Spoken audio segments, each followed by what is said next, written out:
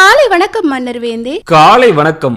வாரும் மந்திரியாரே, வாங்கி வந்து விட்டீர்களா? வாங்கி விட்டேன் மன்னா. எதை வாங்கி வந்தீர்கள்? அது தாங்கள் எதை வாங்க சொன்னீர்களோ அதைத்தான் வாங்கி வந்திருக்கிறேன் மன்னா. நான் எதை வாங்க சொன்னேன்? நான் வாங்கி வந்ததைத்தான் தாங்கள் சொன்னீர்கள். உம்மிடம் பேச முடியாது. சரி, நீர் வாங்கி வந்த பொருளை கண்ணில் காண்பித்து விட்டு அதற்கான விலையை கூறும். அப்படி வாருங்கள் வழிக்கு. இந்தாருங்கள் மன்னா, விலை 50 ரூபாய். 50 ரூபாய் சில்லறையாக இல்லை மந்திரியாரே, என்னிடம் 50,000 ரூபாய் நோட்டு தான் இருக்கிறது. மன்னா, கொஞ்சம் நன்றாக தேடி பாருங்கள் மன்னா. கணக்கு வழக்குகளை அவ்வப்போது முடித்துக் கொள்வதுதான் நல்லது. கடன் அன்பை முறிக்கும் மன்னா. இருந்தாலும் இருக்கும், தேடி பாருங்கள் மன்னா. என்ன மந்திரியார் இவர்? ஒரு 50 ரூபாய் நமக்காக செலவு செய்ய மாட்டாராம். என்னை விட கஞ்சூசாக இருப்பார் போல இருக்கிறது. ஏனென்றால் நான் தங்களது மந்திரி ஆயிற்றே, தங்களை போன்றுதானே இருப்பேன். நான் மனதிற்குள் பேசியது உமக்கு எப்படி வெளியே கேட்டது? மைண்ட் வாய்ஸ் என்று நினைத்துக் கொண்டு தாங்கள் சத்தமாக வெளியே பேசிவிட்டீர்கள் மன்னா. ஆஹா, சரி சரி, அதை விடும். நான் தர வேண்டிய 50 ரூபாய்க்கு பதிலாக அந்த பொருளை நீரே வைத்துக் கொள்ளும்.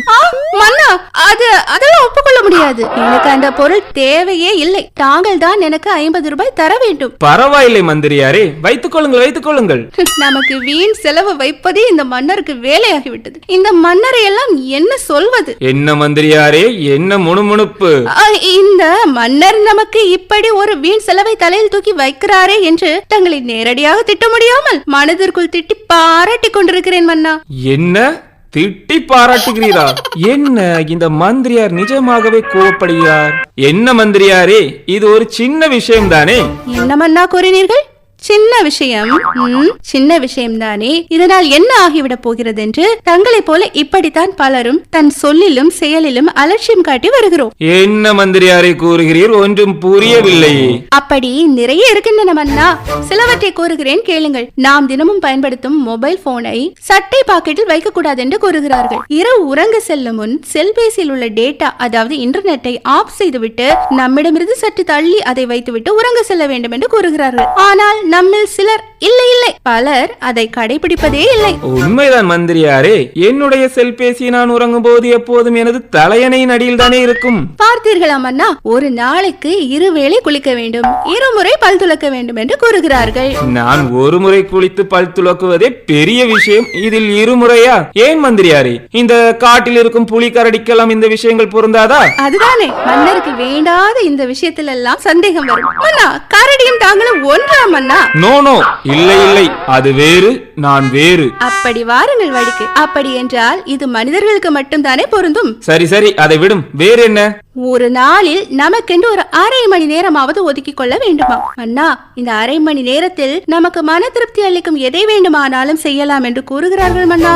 மந்திரியாரே, இது என்ன புதிதாக இருக்கிறது? ஆம் மன்னா, மனைவிக்காக, குழந்தைக்காக, குடும்பத்திற்காக என்று ஓடி ஓடி உழைத்துக் கொண்டே இருக்கிறோம். நமக்காக எப்போது நேரத்தை ஒதுக்க போகிறோம்? அடடா, ஆமாம் மந்திரியாரே, இப்போதுதான் அதை பற்றி யோசிக்கிறேன். நேரத்தோடு உறங்க சென்று நேரத்தோடு எழ வேண்டும் என்று சொல்வார்கள். ஆனால் நம்மில் பலர் இரவு வெகு நேரமாகியும் உறங்காமல் இருந்துவிட்டு விடிந்த பிறகு வெகு நேரமாகியும் எழாமல் இருக்கிறோம். இந்த மந்திரியார் யாரை கூறுகிறார்? என்னை சொல்லாமல் சொல்லி காட்டுகிறாரோ? சே, இருக்காது. இரவு தாமதமாக உணவு உண்ணக்கூடாது, சம்மண காலிட்டு அமர வேண்டும், அடிப்படை உடற்பயிற்சி செய்ய வேண்டும் என்று எத்தனையோ சின்ன சின்ன விஷயங்களை நாம் செய்யாமல் அலட்சியப்படுத்தி விடுகிறோம் அண்ணா. சிறப்பு சிறப்பு, மிக சிறப்பாக கூறினீர் மந்திரியாரே. இனி நானும் இவற்றையெல்லாம் அலட்சியப்படுத்தாமல் சரியாக கடைபிடிக்க போகிறீர்கள், அப்படித்தானே மன்னா? இல்லை இல்லை, கடைபிடிக்க முயற்சி செய்கிறேன் என்று கூற வந்தேன். என்ன, வெறும் முயற்சி மட்டும்தானா? இந்த மன்னருக்கு பக்கம் பக்கமாக வசனம் பேசுவதெல்லாம் இதையே வேறொரு மன்னரிடம் நான் சொல்லி இருந்தார் எனக்கு மிகப்பெரிய பண முடிப்பை பரிசளித்திருப்பார். நான் எங்கே எப்படி இருக்க வேண்டிய இந்த மன்னரிடம் போய் என்ன முணுமுணுப்பு? அது ஒன்றுமில்லை மன்னா, தங்களை பற்றி மனதிற்குள் பாராட்டி பேசிக் கொண்டிருந்தேன் மன்னா. அப்படியா?